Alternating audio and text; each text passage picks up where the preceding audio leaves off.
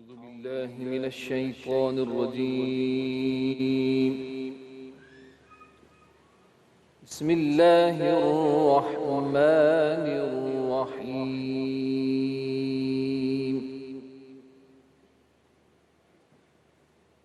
أولم ير الذين كفروا أن السماوات والأرض كانتا رتقا ففتقناهما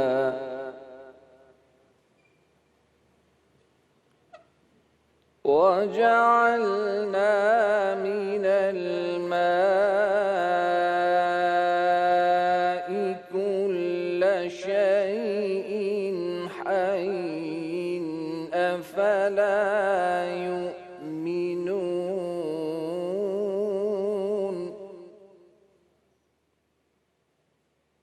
وجعلنا في الأرض رواسي أن تميد بهم وجعلنا فيها فجاجا سبلا لعلهم يهتدون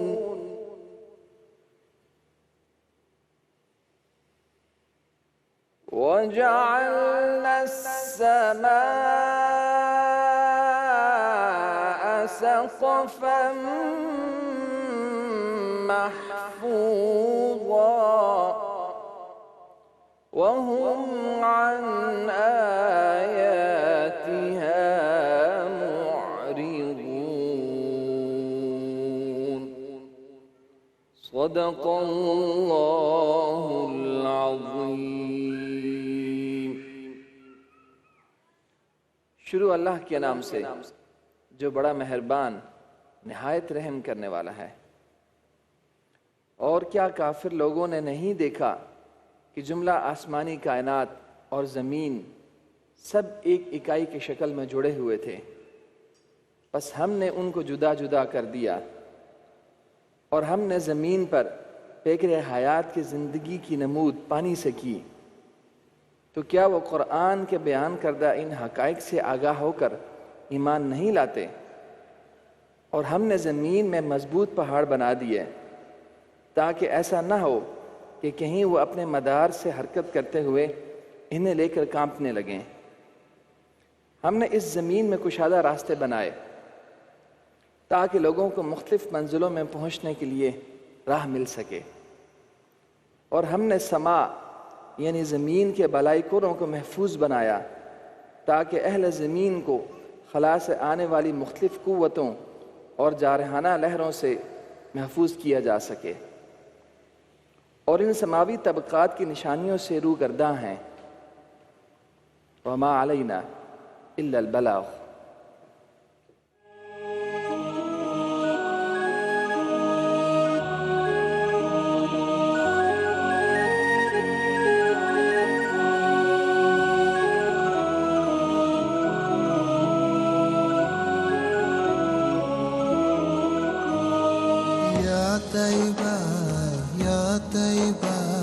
يا ذاب الأيام شقنا والهوى نادانا والهوى نادانا يا طيبة يا طيبة يا ذاب الأيام شقنا والهوى نادانا والهوى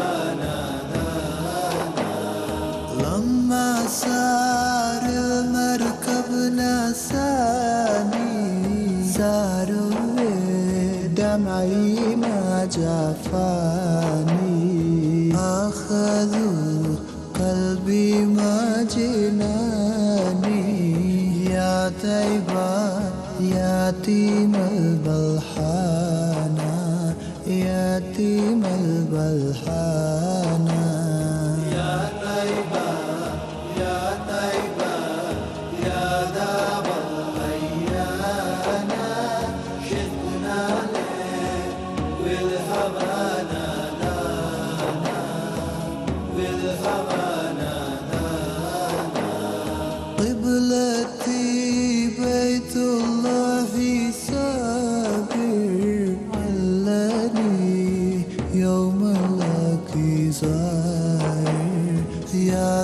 أزورا هل تراني نازل للكعبة تغمرني بأمانة تغمرني بأمانة يا طيبة يا طيبة يا دار الخيانة شدنا لك والهوانا دانا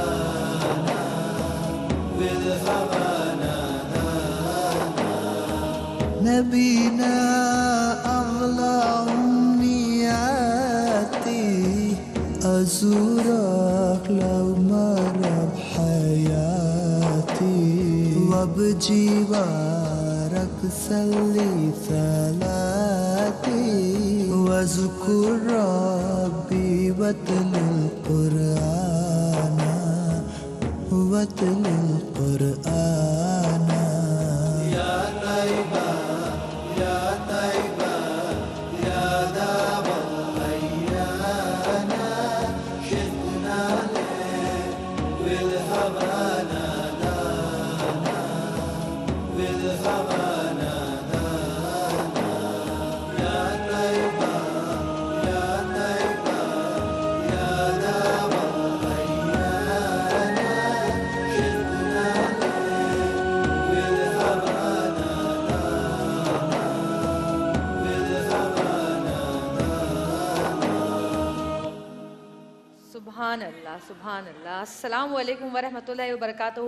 رمضان المبارک کا 5واں روزہ آپ سب کو مبارک ہو. اور ماشاءاللہ اتنا اچھا ایکسنٹ عربی میں, مطلب عربک بولنا تو بہت ہی مشکل ہے, تم نے تو ماشاءاللہ اس میں پوری نعت پڑھ دی اور اتنی خوبصورت, ایسا لگ رہا تھا جیسے ہم کوئی مکہ مدینہ کی گلیوں میں جو ہے نا گھوم رہے ہیں, ایسا تصور ایسا ہو رہا تھا جیسے. میری طرف سے بھی السلام علیکم, آپ سب کو 5واں روزہ بہت بہت مبارک ہو. بالکل صحیح کہہ رہی ہیں آپ, عربی زبان کی ایک عجیب سی طاقت ہے, کیونکہ ہمیں ایک احساس ہوتا ہے کہ یہ وہی زبان ہے جس پہ قرآن پاک نازل ہوا تھا, یہ ہمارے نبی پاک کی زبان تھی. تو جب آپ اس میں کوئی بھی نعت ادا کرتے ہیں تو آپ آٹومیٹکلی ایک عجیب سی کنیکٹیوٹی فیل کرتے ہیں اس ماحول کے ساتھ, اس انوائرمنٹ کے ساتھ. اور یہ جو دف کی آواز ہے, آپ کو پتہ ہے کہ یہ تو اس کا تعلق. ایک بات بتاؤ عمران, تم نے نعتیں ظاہر ہے پہلی بار پڑھی ہیں اور پرفارم بھی پہلی بار لوگوں کے سامنے کر رہے ہو. ویسے پڑھتے ہو ظاہر ہے, مجھے پتہ ہے دوستوں کے ساتھ بیٹھ کے, لیکن باقاعدہ لوگوں کے سامنے پہلی بار تم نے یہ سب پرفارم کیا ہے, کیا فیلنگز ہیں, کیسا لگ رہا ہے؟ جبریہ میں آپ کو سچ بتاؤں, میرے میڈیا میں آنے سے پہلے اس کا سارا کریڈٹ میرے پیرنٹس کو جاتا ہے. مجھے بچپن سے ہی میرے ماں باپ نے نعت خوانی کے مقابلوں میں حصہ دلوایا اور میں ہمیشہ فرسٹ آتا تھا. آل پاکستان میں نے کمپٹیشنز ون کیے تھے. ابھی بھی فرسٹ آ رہے ہو بے فکر. اللہ کا کرم ہے.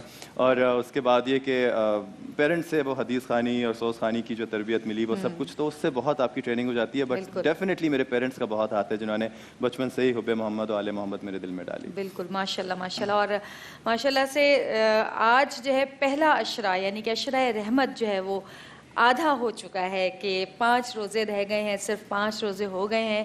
اور میں یہی سوچ رہی ہوں کہ ہم یہی سوچتے رہتے ہیں کہ رمضان آئے اور پھر رمضان اتنی تیزی سے نکلنا شروع ہو جاتا ہے اور ہم سوچتے ہیں کہ یہ بھی کرنا تھا, یہ بھی پڑھنا تھا, یہ نفلی عبادت کرنی تھی. قرآن پاک کے ابھی ہمارے اتنے سپارے ہوئے ہیں, ہمیں تو 5ویں روزے تک اتنے سپاروں پہ پہنچ جانا چاہیے تھا. ہم لوگ اپنے مصروفیات میں سب چیزوں میں یہ سب کرتے رہتے ہیں اور کوشش کرتے ہیں کہ ہم نے جو جو سوچا ہو تمام عبادات کریں. تو اللہ تعالیٰ ہمیں اس قابل بنائے کہ ہم وہ تمام عبادات کر سکیں, حقوق العباد اور حقوق اللہ دونوں پورے کر سکیں اس مہینے میں بھی, اور آگے چل کے بھی اس مہینے کے بعد بھی ہم ان چیزوں پر قائم رہیں. یہی ہمارا عہد ہے, یہی عہد رمضان کا عہد ہے. اور یہ ایکسپریس ٹرانسمیشن, ایکسپریس پہ جو عہد رمضان کی ٹرانسمیشن ہے, ایکسپریس انٹرٹینمنٹ پہ اور ایکسپریس نیوز پہ, اس کا بھی یہی عہد ہے. ایک چھوٹی سی بریک پہ چلتے ہیں عہد رمضان کی اور واپس آتے ہیں اور پھر اپنے پروگرام کا سلسلہ جاری رکھتے ہیں.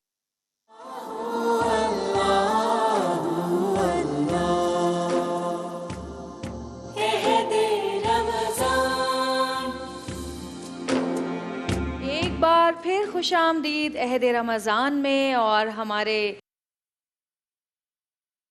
ہو چکی ہیں. السلام علیکم صدیق اسماعیل صاحب. السلام علیکم صدیق صاحب. صدیق اسماعیل صاحب آ چکے ہیں ماشاءاللہ سے, اور ہمارے ساتھ انوار الحسن موجود ہیں. بہت خوبصورت جو ہے آیات تلاوت کی آپ نے. اور آج کا ہمارا جو لفظ ہے اس میں اللہ جو ہے وہ الحافظ ہے، الحفیظ الحفیظ. تو اس کا معنی جو ہے وہ ویسے مجھے جو ہے ہمیشہ سے یہی کہا گیا کہ جی حفاظت کرنے والا ہوتا ہے. جی بالکل آپ نے صحیح اور فرمایا. الحفیظ میں اور الحافظ میں کیا فرق ہوتا ہے یہ بھی بتائیے گا. اچھا، الحفیظ اللہ تعالیٰ کا اسم گرامی ہے، اور الحفیظ سے مراد وہ اللہ جو حفاظت فرمانے والا اپنے تمام مخلوقات کی، اور اپنے اولیاء کرام کی گناہوں سے اور لغزشوں سے بچانے اور محفوظ فرمانے والا ہے. تو اصل میں جس وقت بگ بینگ ہوا، میں اس کا تھوڑا سا آپ کو الحفیظ کے حوالے سے بیک گراؤنڈ بتاتا ہوں.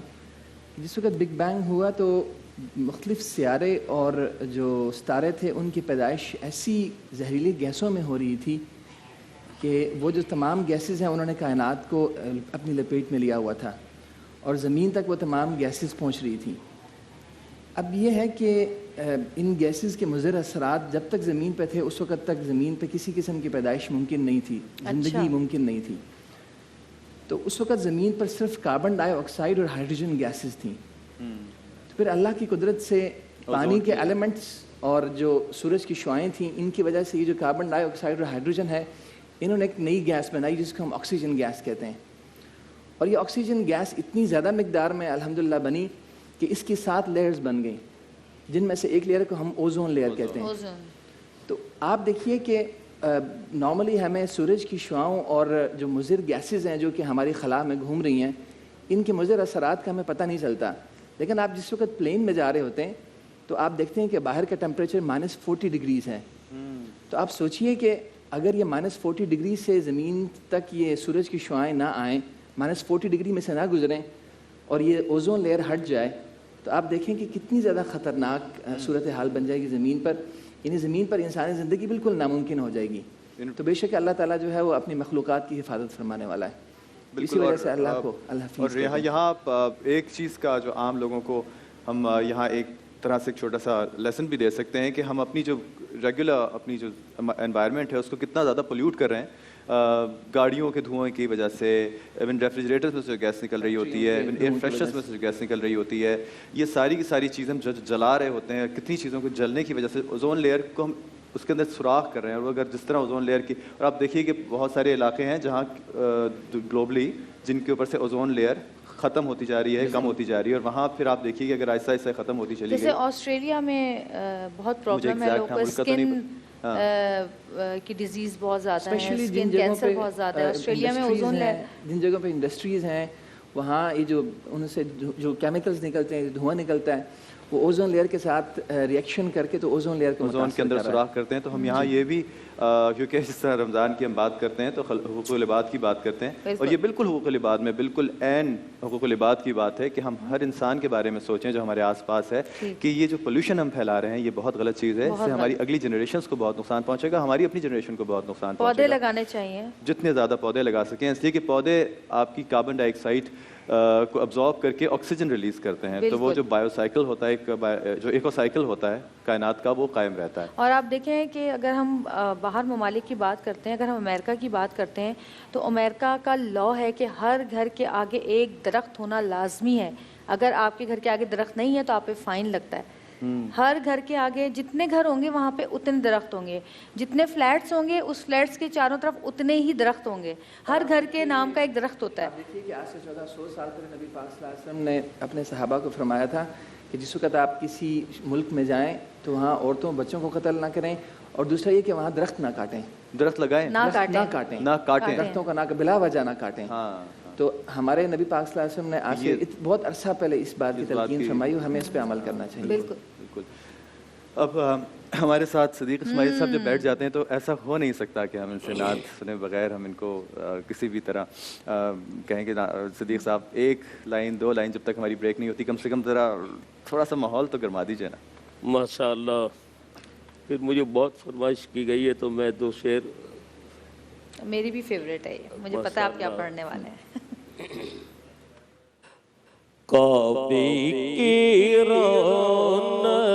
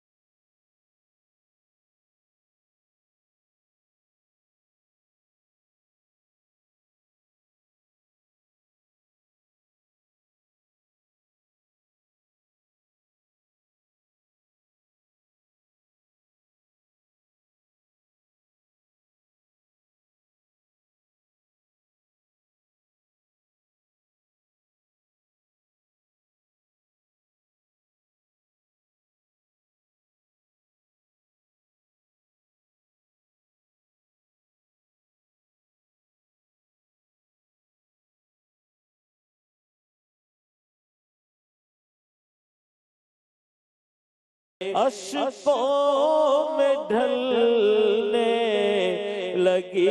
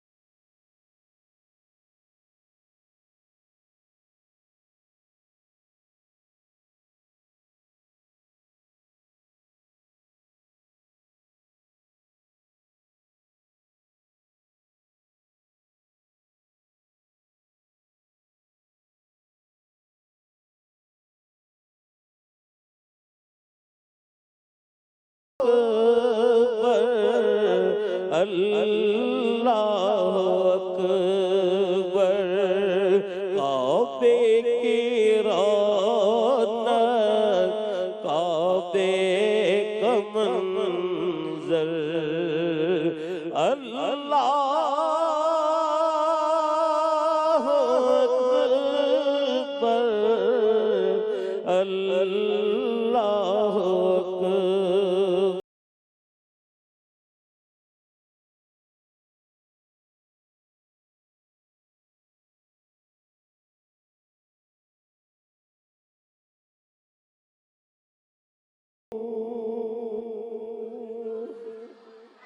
صدیق صاحب خوبصورت کلام ہے. خوبصورت کلام. آپ کی نعتوں کی جو دھن تخلیق دیتا ہے یہ کون کرتا ہے؟ یہ آپ خود کرتے ہیں یا آپ کے پاس؟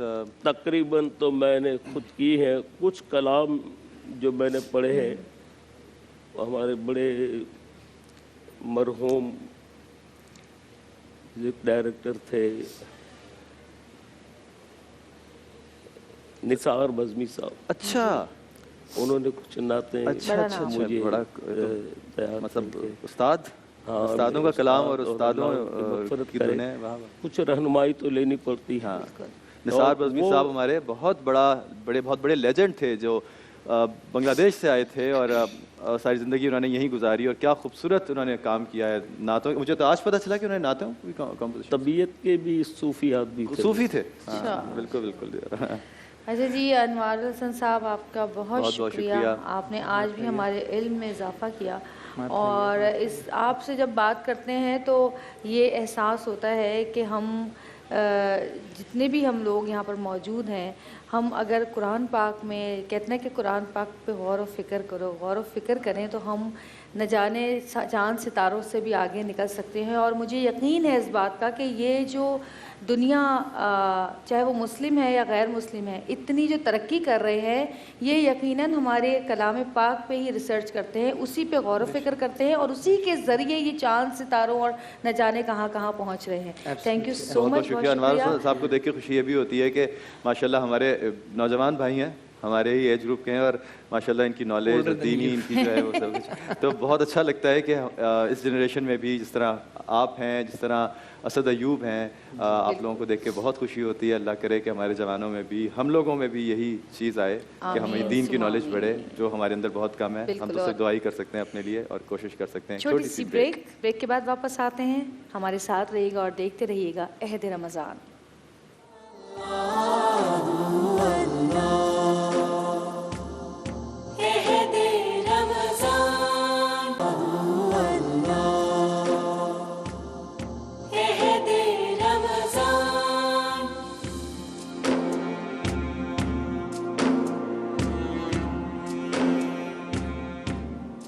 Welcome back after the break. Pakistan showbiz industry میں بہت سارے کام پہلی دفعہ جب بھی ہوئے، اس میں ایک شخصیت ہمیشہ کامن رہی.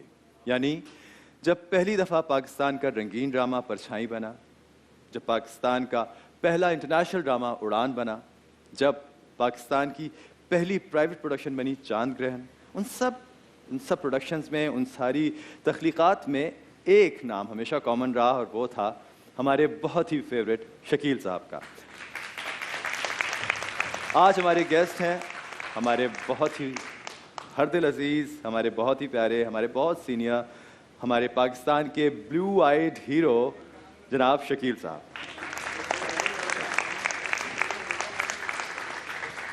سر ویلکم ٹو آور شو.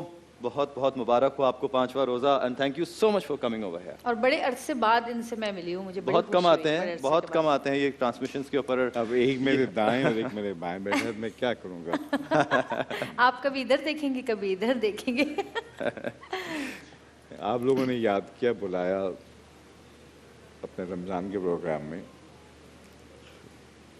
یہ کیسا مہینہ ہوتا ہے، یہ اس کے حوالے سے جو پروگرام ہوتے ہیں، اس میں یہ ایک ایسی دعوت ہے جس کو آپ کبھی بھی انکار نہیں کر سکتے. تو اس حوالے سے تو میں آپ لوگوں کا شکر گزار ہوں، مشکور ہوں کہ آپ نے مجھے اس محفل میں یاد کیا، بلایا اور مجھے موقع دیا کہ میں آپ کے ساتھ رمضان کی برکتیں، اس مقدس مہینے کی جو تمام فیاض ہوتے ہیں وہ سب مجھ سے اس حوالے سے بات کریں. کچھ ہم سنیں گے، کچھ سیکھیں گے، کچھ آپ ہمیں بتائیں گے. کچھ ہم تو خود یہاں سیکھنے کے لیے بیٹھے ہیں. ہمارے پاس یہاں صدیق اسماعیل صاحب ہیں، ہمارے علماء آتے ہیں، ڈیفینیٹلی ہمارے اسد ایوب ہیں ہمارے ساتھ. لیکن ہماری بڑی خوش قسمتی ہے کہ آپ ہمارے ساتھ ہیں شکیل بھائی. اچھا یہ بتائیے کہ بچپن کا رمضان، یہ ہم ہر کسی سے سوال کرتے ہیں، لیکن میں واقعی آپ سے پوچھنا چاہتا ہوں کہ آپ کا بچپن کہاں گزرا، کون سے شہر میں، کون سے ملک میں، اور کیسا اس وقت کا رمضان تھا، آج کے رمضان اور اس وقت کے رمضان میں روزوں میں کیا فرق محسوس کرتے ہیں؟ عمران، یہ ایک بڑی عام سی بات ہے، جو آج ہے وہ کل نہیں ہوگا، جو کل ہے وہ پرسوں نہیں ہوگا. وقت کے ساتھ چیزیں بدلتی ہیں، تبدیلیاں آتی ہیں، سو آئیں. آپ نے بات کی رمضان میں، تو اس وقت کے رمضان میں اور آج کے رمضان میں واقعی رمضان تو رمضان ہوتا ہے، مگر یہ کہ جو طور طریقے ہوتے ہیں، جو ہماری معاشرتی اور اس کے بعد ثقافتی چیزیں ہوتی ہیں، ان میں بڑی واضح تبدیلی آ گئی.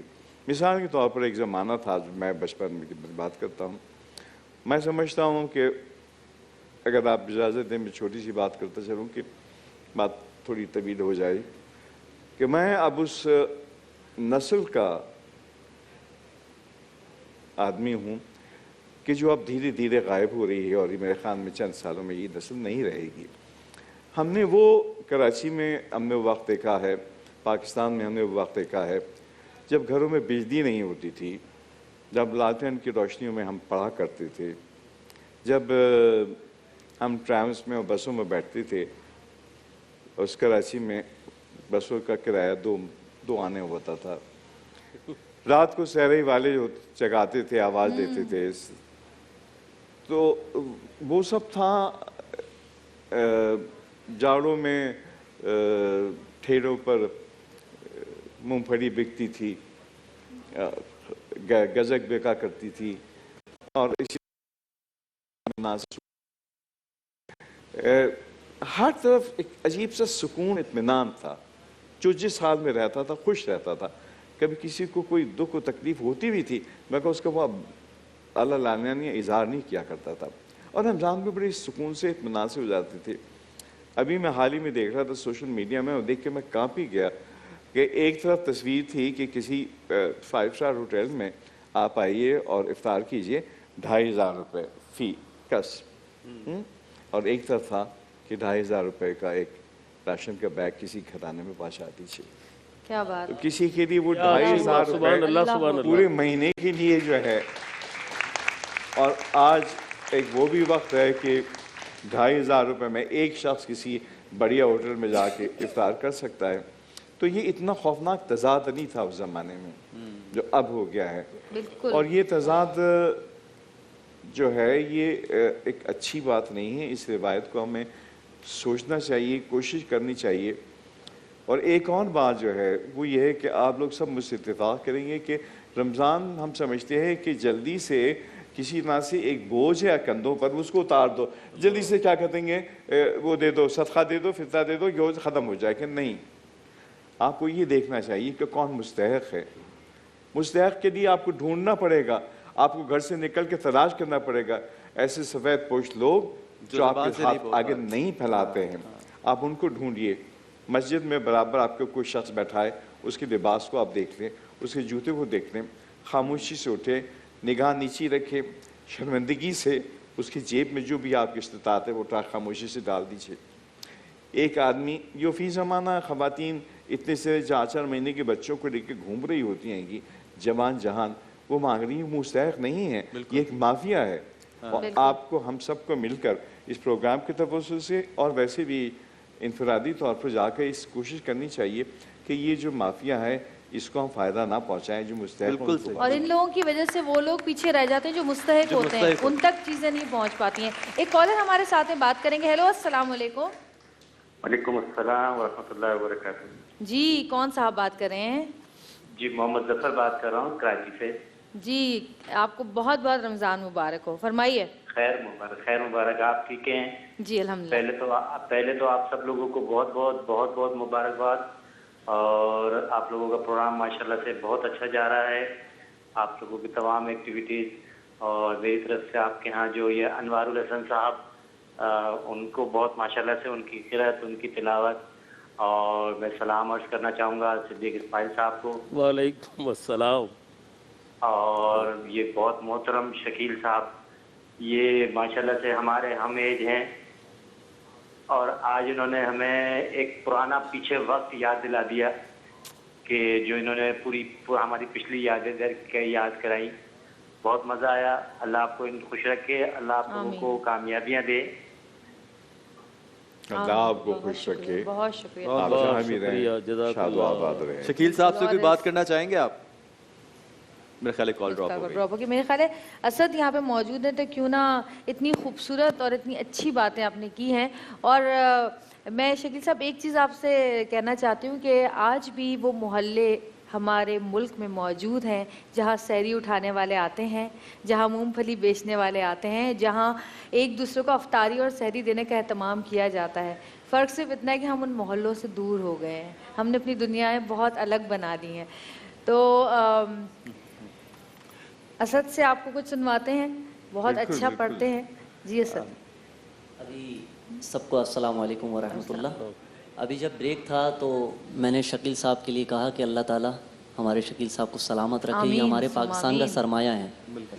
तो शकील साहब ने मुझे पलट के कहा कि ये सब तुम्हारा करम है आका, तो वही सुना दे कि बात अब तक बनी हुई है। क्या बात है, वाह वाह। तो मैं इसी नात के अशार पेश करने की सआदत हासिल कर रहा हूँ। और मेरी आप सभी दरख्वास्त है कि आप सब हमारे साथ मिलकर पढ़िएगा। सल्लल्लाहु अलैका या रसूल अल्लाह वसल्लम अलैका या हबीब अल्लाह। کوئی سلیقہ ہے آرزو کا، کوئی سلیقہ ہے آرزو کا، نہ بندگی میری بندگی ہے،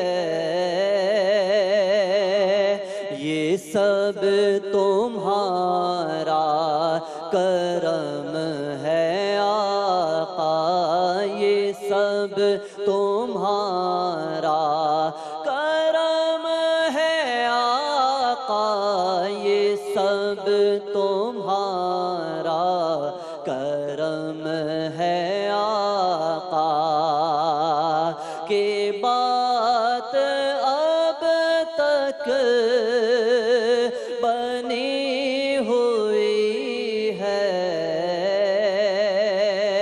یہ سب تمہارا کرم ہے آقا، عطا کیا مجھ کو درد الفت،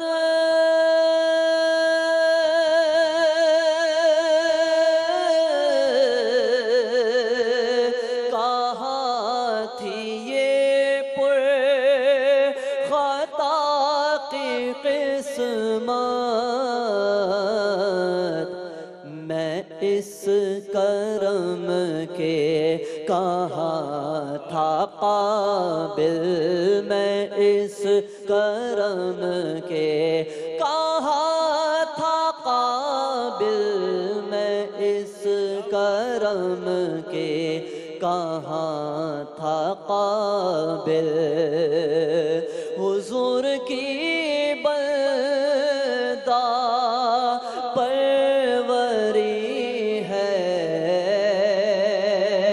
یہ سب تمہارا کرم ہے آقا، کسی کا احسان کیوں اٹھائے،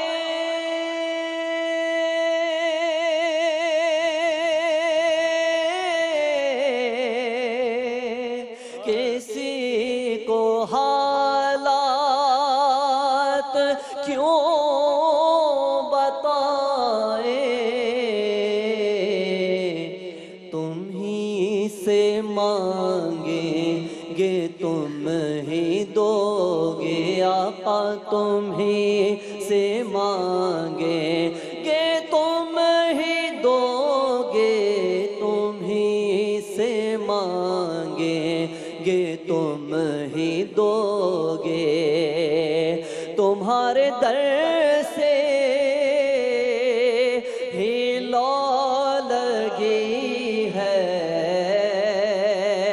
یہ سب تمہارا کرم ہے آقا، بشیر کہیے نذیر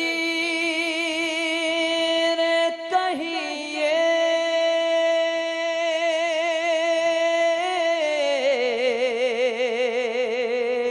انہیں سراجم منیر کہیے،